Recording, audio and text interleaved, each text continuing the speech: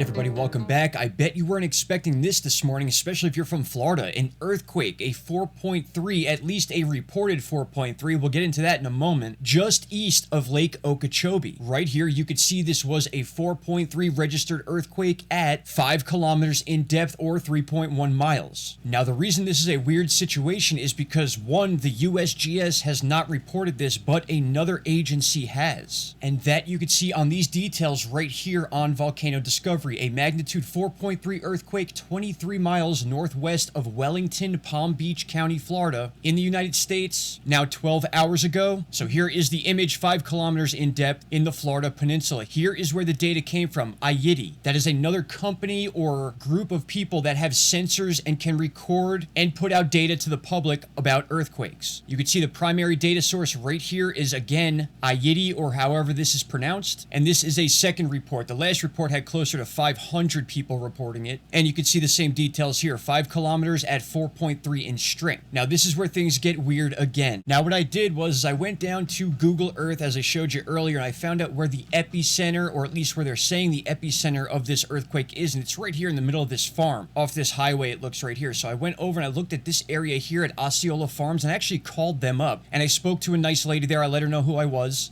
And I just asked a question. I asked if overnight last night or anything like that, something weird happened, any shaking, anything like that. And she told me no. But on my second call, someone said that somebody was talking about a possible meteor sighting in the area. Now, we've had this happen in the past, and that's why Volcano Discovery is such a good website. That is this earthquake website here that not only records official seismic activity, but it also allows people to come on and report any sort of shaking they feel. And then later on in the day, it can be verified or determined whether or not it was an earthquake or a meteor explosion or even a sonic boom from the military. So now that we've had about 12 hours pass and this is still posted as an earthquake, that is my guess as of right now, but you can't rule out a meteor explosion. And very quickly, before I show you the seismogram of that quake in Florida that, again, is not showing up on the USGS, we did have an earthquake in Sparta, North Carolina. And also, take a look at this, as I posted on X. Within the last 6 hours, also in New York, a reported earthquake by 3 different people, according to this site. You can see the details here. Reported quake or seismic-like event 10.6 miles west of New York City, New York. As of right now, it's a possible earthquake. And scrolling down to the details we have available, it's at a default depth of 10 kilometers,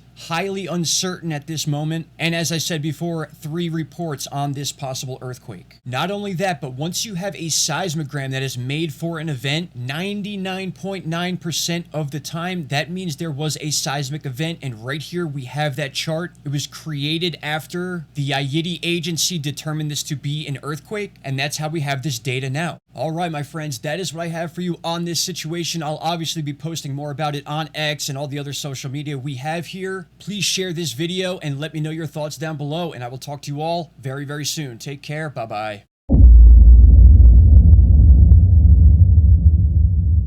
Stop right there, my friends. If you have not already, click that subscribe button and don't forget to hit the bell icon. Click all and you will get all notifications from this channel. And trust me, you won't be disappointed.